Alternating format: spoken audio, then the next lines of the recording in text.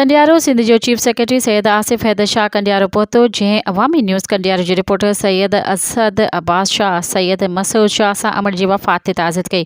इन मौक़े ते सैयद आसिफ हैदर शाह अवामी न्यूज़ सां ॻाल्हाईंदे चयो त सिंध जे ॿियनि ज़िलनि जी भेट में नौशरो फ़िरोज़ ज़िले में अमन अमान जी सूरत हाल बहितर आहे। SSP सिंघार मलिक नौशरो फ़िरोज़ में अमन खे बहितर कयो आहे। चीफ सेक्रेटरी जो चवणु हो त मुंहिंजी कोशिश आहे त सिंध में हर खातो बहितर नमूने कमु करे।